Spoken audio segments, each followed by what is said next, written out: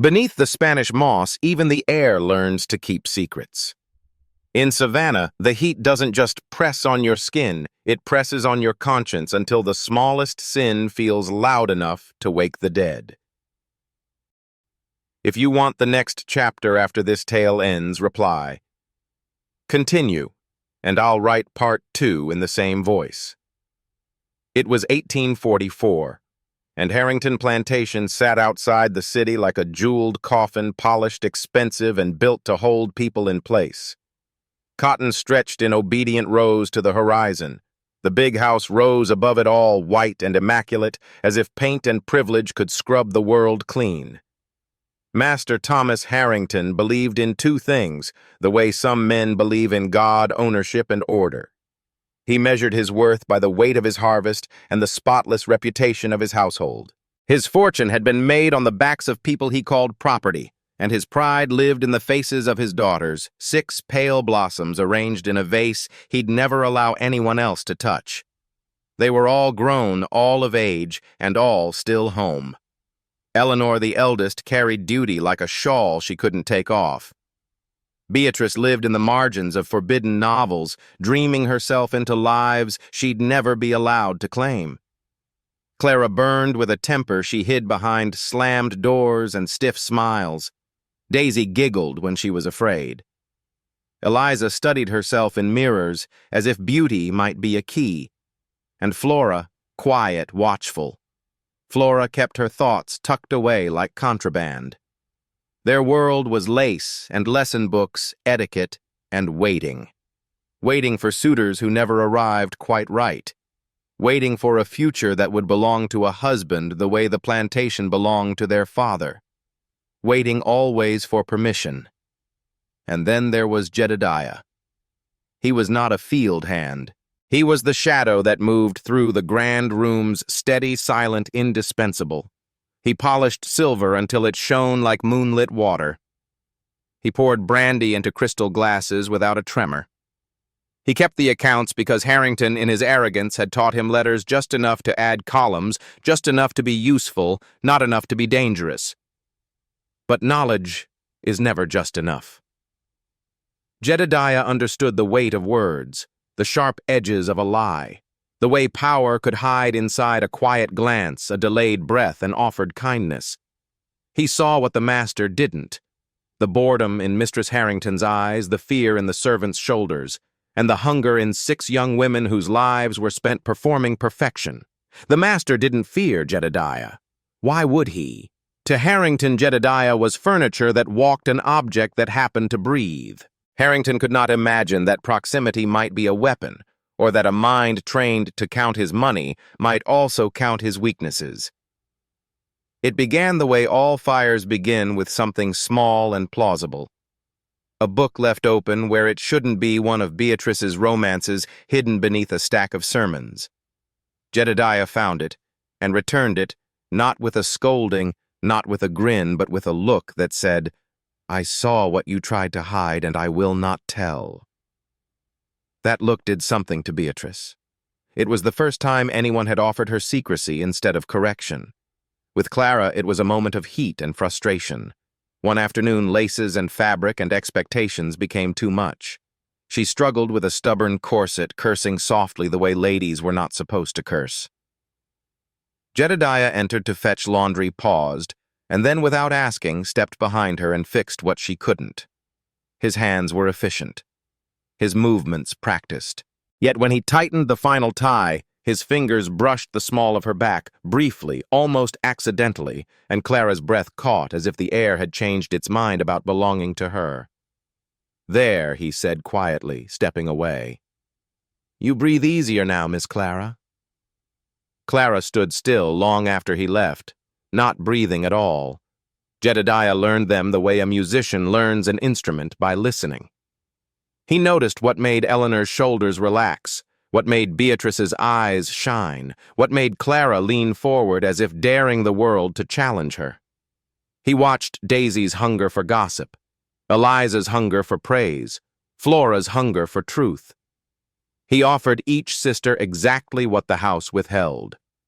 For Eleanor, He left a gardenia tucked into her sewing basket, fresh and unblemished, the kind of flower that only appeared when someone wanted to be remembered. For Daisy, he whispered harmless stories from the kitchens, who argued, who flirted, who was leaving for town. Not scandal, not danger, just enough to make her feel included in a world that usually ignored her. For Eliza, he offered admiration without critique, a nod of approval when her ribbon matched her eyes. A quiet blue suits you when her mother's gaze would have found only flaws. Eliza began to arrange herself for him, not for mirrors. Beatrice received something more carefully crafted. The library held a dictionary with a cracked spine. Jedediah hollowed it just enough for folded slips of paper. Notes appeared. Poetry questions. Small truths wrapped in elegant restraint. What if the world is bigger than the walls that raised us? He never wrote anything crude. He didn't need to. He understood that suggestion delivered with discipline could do more damage than any blunt demand. Clara, meanwhile, became his equal in rebellion. Jedediah spoke to her as if her rage had meaning. He didn't soothe her. He sharpened her. "They teach you your body is a commodity," he murmured once when the house was quiet and the corridors empty. Wrapped and traded. "But you're not merchandise, Miss Clara. You're fire." Clara looked at him like she'd been offered a match. Flora was the hardest. She watched him watching her sisters, and she understood the game. Jedediah didn't try to flatter Flora. He didn't pretend she was simpler than she was. One evening he found her on the back steps with a sketchbook hidden under her shawl. She was drawing by fading light, her pencil moving in quick, sure lines. He didn't comment on the drawing. He simply stared out at the fields and said as if talking to the dark, "The master fears nightfall, Miss Flora. In the dark, everything looks the same." Flora's pencil paused. "You mean people?" she said carefully. Jedediah didn't answer. He didn't need to. Something loyal and fierce sparked behind Flora's eyes, not love, not infatuation, but recognition. She had been raised to believe she lived in a different kind of cage made of silk and manners. Jedediah had named the bars without touching them. Months passed. The seduction was never a sudden leap. It was patient, meticulous, and private, a masterpiece of timing. Jedediah learned the house like a map of quiet opportunities. The squeak in the third stair, the loose board near the library, the exact minute the night watchman stopped by the stables to smoke. He learned the sisters' routines, the way he learned the accounts down to the smallest predictable habit. And the sisters began to crave his presence. They invented errands. They asked him for water, for a window latch, for a missing ribbon. They spoke to him in low voices with the thrill of danger thick in every syllable. They understood the risk. Everyone did. If Jedediah was discovered, it wouldn't be a reprimand. It would be a whipping post, a sail downriver, a disappearance. For the sisters, it would be ruin shame so complete, it would become their name. But the risk was a spice their lives had never tasted. And once tasted, it was hard to forget. The turning point came in early September when Master and Mistress Harrington prepared for their annual trip to Charleston. A week of society, a week of glittering rooms and cold smiles. The house would be left under the reluctant care of an elderly cousin, half-deaf, fond of sherry, and uninterested in enforcing anyone's rules. Jedediah heard the plans while serving brandy, and he didn't just hear the words, he heard the window they opened. A week of loosened chains. He knew he couldn't let it stretch into a week. Tension, once built, could fracture. He needed a decisive act, something that would bind the sisters to him and bind them to each other, a shared conspiracy so heavy none of them could carry it alone. The master left at dawn on a Tuesday. Dust rose behind the carriage like a curtain dropping at the end of a play. The house exhaled. That evening, Jedediah began preparing with the calm of a man who understood consequences. He didn't gather the sisters himself. He understood hierarchy even among caged birds. He started with Eleanor because Eleanor was the hinge the others swung on. He found her in the parlor, staring out a window as if she could see past the cotton rows to a life she'd been denied. "Miss Eleanor," he said softly. She turned, startled but not afraid. "Yes, Jedediah. The master is gone," he replied. "And I'm still here," she said bitterly, as if daring him to deny it. "You don't have to be," Jedediah said, meeting her eyes directly for the first time. "Not tonight." Her throat tightened. "What are you saying?" "Tonight," he said, voice barely above a breath. "There will be a gathering, a quiet meeting, something that makes waiting bearable." Eleanor's pulse rose in her neck. She understood that he was not offering tea. "We cannot leave the house," she whispered instinctively, clinging to rules the way drowning people cling to driftwood. "You won't leave," Jedediah assured her. "You'll only go somewhere the master can't see you, even if he stood right beside you." He told her the place, an abandoned servant's wing sealed after a long-ago illness. It could be reached only through a hidden door behind a tapestry in the master's unused study. A door Jedediah had already oiled, already tested, already claimed. "Tell Beatrice," he instructed. "Tell her the stories she reads are real. Tell Clara she can breathe without laces. Tell them all after the final bell. Cotton, not silk. No restraints." Eleanor swallowed hard, terror and exhilaration mixing like wine and blood. "And what happens there?" "We talk," he said. "We breathe air that belongs to us. We name the cage." He didn't mention desire. He didn't mention skin or sin. He spoke of truth and freedom because those words could cut through gentility like a blade. Eleanor nodded once. A small motion, but it was a door opening. Then Jedediah sought Flora. He found her in the library sketchbook, open candlelight trembling across the pages. "You told Eleanor," Flora said, not a question. "I did." Why? Flora's eyes were steady, sharp. "Because they will follow her," Jedediah replied, "and because you will see what the others pretend not to." Flora looked down at her sketch, a bird wing chained to a branch. Her pencil hovered like a held breath. "If you harm them," she said, voice low, "I will remember." Jedediah knelt so they were level. "I won't harm them, Miss Flora. I intend to harm the lie that keeps them quiet." Flora studied him for a long moment, then nodded. "I will come." By sunset, the message spread upstairs like wildfire fed by boredom and longing. The sisters dressed in plain nightgowns, hair unbound, faces pale with fear and thrill. Jedediah prepared the hidden room blankets borrowed from the laundry lamp set low to cast shadows that softened decay. He placed water and a small bottle of wine, not luxury, but a mark that this night was different. Then he waited. The tapestry shifted first, and Eleanor stepped through the opening. She looked younger in cotton, more human. Her hands trembled as if she'd stolen herself from the world. Jedediah offered his hand. She hesitated only a heartbeat, then took it. The others followed Clara with reckless brightness in her eyes, Beatrice clutching a small leather-bound book like a shield, Daisy and Eliza whispering together, half laughing, half panicking, and Flora, last alone, silent, watching. 6 sisters in a room that no longer belonged to their father. Jedediah's voice changed there. The servant's tone fell away like an old coat. He spoke to them not as master and property, but as people trapped in different parts of the same machinery. He spoke of rivers, mountains, towns where a person could walk where they wished.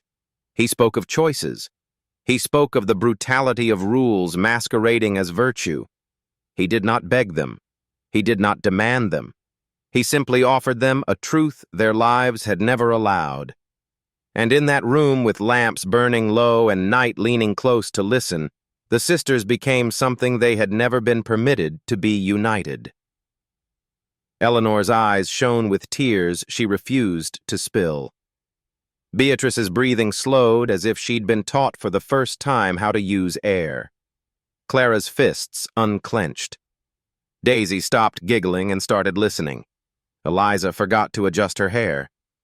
Flora watched all of it, and in her gaze Jedediah felt something colder than desire judgment. and the possibility of mercy. When Jedediah finally fell silent, the room held a kind of reverence. No one moved. No one wanted to be the first to break whatever had formed between them. Jedediah approached Eleanor first, not with haste, but with gravity. He did not touch her like a thief. He simply stood close enough for his presence to feel undeniable. "Miss Eleanor," he said softly, "you are not a disappointment. You are a life waiting to be lived." Eleanor's composure cracked. A tear slipped free. Jedediah took her hand and pressed it not to his lips, but to his cheek. Rough skin against soft palm, a contrast so stark it made Eleanor shiver. For one night, he whispered, "Let the truth exist." He turned to Beatrice next. He did not mock her romance. He honored it. "You read about hearts breaking free of law," he said, lifting her book gently from her grasp and setting it aside. "Tonight, you're not reading a story. You're standing inside one." Beatrice's eyes closed, and when he leaned close, what passed between them was tenderness, not spectacle, a vow of secrecy and a moment of warmth that felt like sunlight in a locked room. Clara stepped forward as if daring him to hesitate. "I don't want poetry," she said. "I want rebellion." Jedediah met her gaze. Then be it. What they shared was not softness, but defiance, a breath stolen from the master's world and held like a weapon. The others watched, not with shame, but with a dawning understanding each of them was being offered something they had never been given. Not permission, not instruction, recognition. Eliza received adoration pure, uncomplicated. Jedediah spoke of her beauty without bargaining it, and Eliza, unused to being seen without appraisal, trembled as if she'd been set free from the mirror's tyranny. Daisy was given importance. Jedediah made her the guardian of the secret, the keeper of the lie that would save them. "You know the heart of this house now," he told her, "and if anyone asks, you will lie as easily as you laugh." Daisy's fear transformed into giddy courage. She nodded like she'd been knighted. Only Flora remained apart, watching, weighing. Jedediah did not approach her with praise. He approached her with honesty. "I am terrified," he admitted, voice low. "If this is found out, I will pay. You will pay. But tonight, we chose something."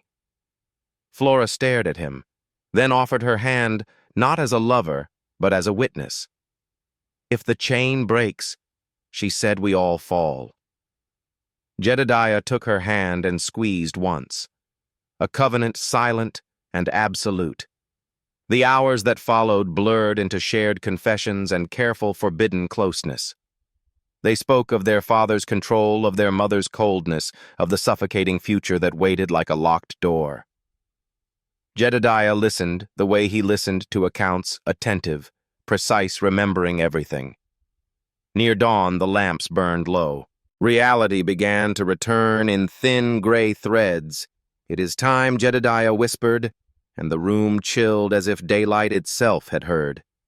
The sisters rose, smoothing nightgowns, gathering themselves like people stepping back into a play after tasting unscripted life. Eleanor spoke first, voice steady despite shaking hands. "We never speak of this," she said. "Not a word."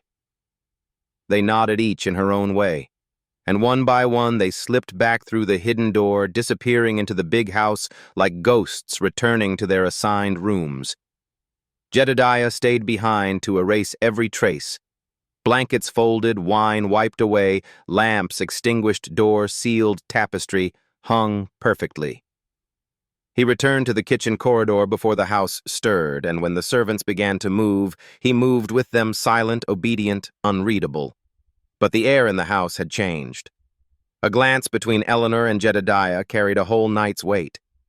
A paused breath near Beatrice became a sentence. Clara's smirk held a threat. Daisy's smile held a secret. Eliza's gaze held an unspoken thank you. Flora's eyes held the truth like a blade she refused to sheathe. For a brief stretch of daylight the world held. Then fate arrived early. Late afternoon, a sound rolled up the drive carriage wheels, fast and furious gravel crunching like teeth. Jedediah froze with a polishing cloth in his hand. It was the master's carriage, and Master Harrington was alone. Jedediah's mind calculated in a flash the mistress missing the speed, the posture rage. Something in Charleston had gone wrong, something that had driven Harrington back 3 days early. Jedediah moved like a man running through a dream. He raced up the back stairs, found Eleanor at her door, already pale with panic. "He's here," Jedediah hissed. "Now!" Something happened. "But why?" "It doesn't matter. You must look unchanged. Tell the others." He found Beatrice and Clara in the library and snapped the same orders, calm, bored, proper. He did not let his fear show, not where walls might be listening. Then Harrington's voice thundered from below. "Jedediah." Jedediah forced his face into obedience and descended. Master Harrington stood in the entrance hall like a storm-given flesh hat, crooked cheeks, flushed eyes, sharp with a fury that wanted a target. "Charleston was a disaster," Harrington spat, throwing his bag onto a table hard enough to rattle porcelain. "The market turned. I lost a fortune." Relief flickered through Jedediah's economic rage, not personal. But Harrington's need for control was a beast that ate anything within reach. "I need order," Harrington growled. "I need to know my home remained a fortress." His gaze slid upward toward the grand staircase. "My daughters. Are they where they should be?" "Yes," Master Jedediah said, voice steady. "In their rooms, engaged in quiet pursuits. No visitors, no disorder." The lie hung in the air, heavy and flawless, and that too was dangerous. Harrington narrowed his eyes. "Fetch me brandy," he ordered. "Then go upstairs. Look at each one. Make sure." Jedediah obeyed, each motion measured. He climbed, checked the sisters, Eleanor composed, Beatrice trembling but contained, Clara holding rage like a hidden knife, Eliza immaculate. Daisy forcing a secret smile, Flora calm as winter water. He returned and reported perfection. Harrington drank and paced. "I don't trust quiet," he muttered. "Quiet is where rot begins." He stormed toward his study. Jedediah followed, a cold dread crawling up his spine. The tapestry. The hidden door. Harrington shuffled papers, then stopped, gaze fixing on the floor near the tapestry. He bent and picked up something small and dark, a torn fragment of fine leather. "What is this?" he demanded. Jedediah's blood turned to ice. "I do not know, master. Perhaps old binding." Harrington's eyes sharpened. He knew fine leather. He knew his daughter's books. He grabbed the tapestry and yanked. The hidden outline of the door emerged like a confession. For a moment, Harrington simply stared, face changing from rage to something colder comprehension.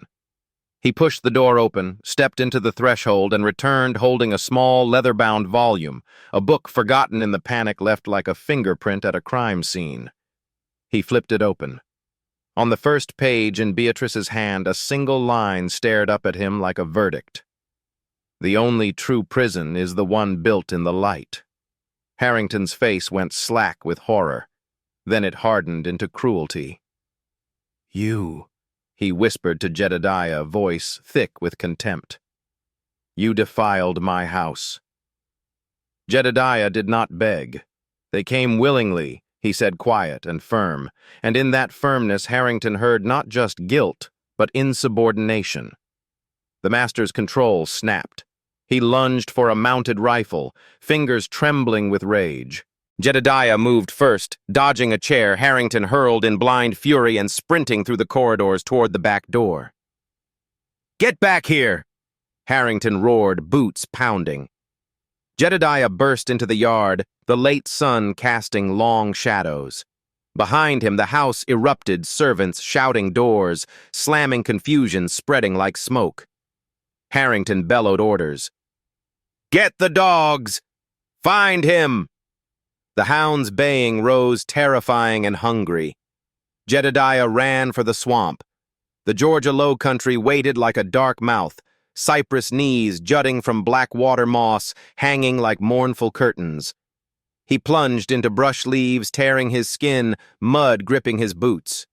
He waded into a stream to break his scent, the cold water shocking his legs.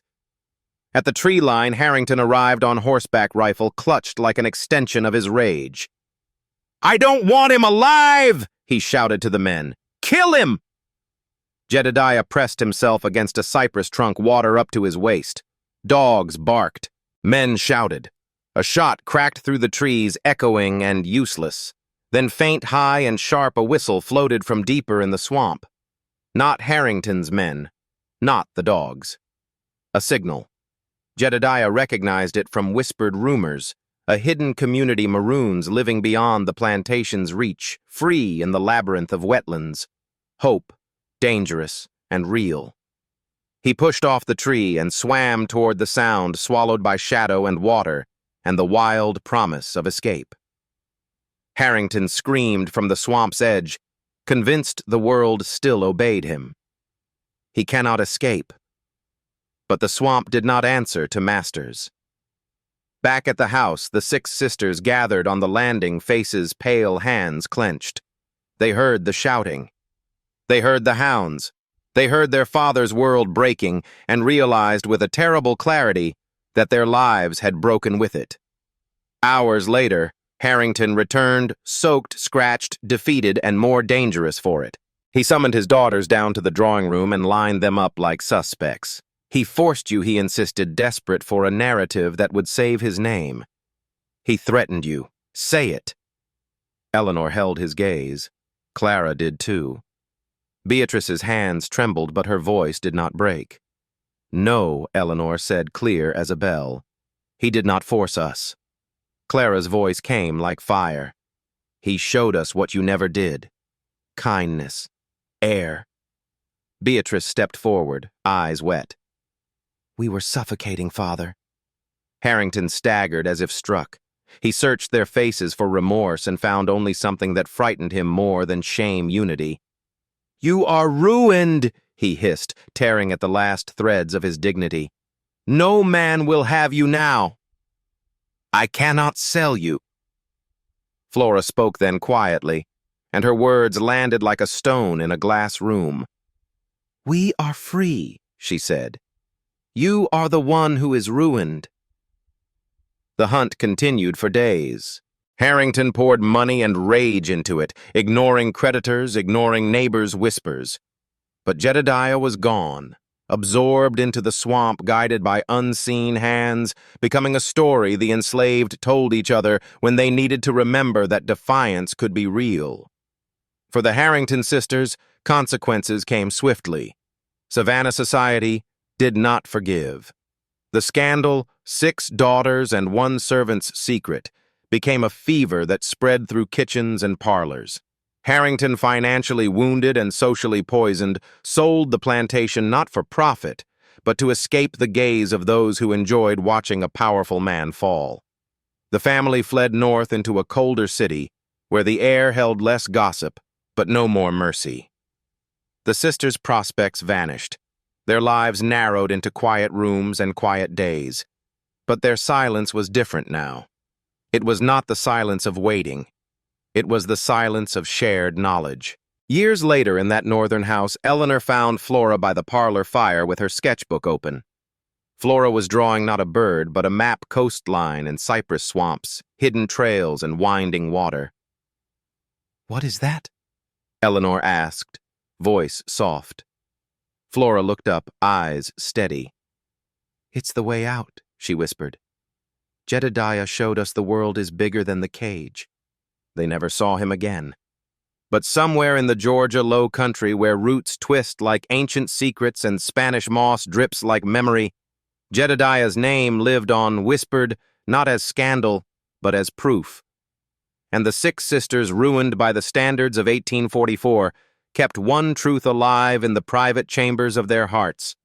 For one night they had chosen which kind of ruin to live with, and they had never been the same since.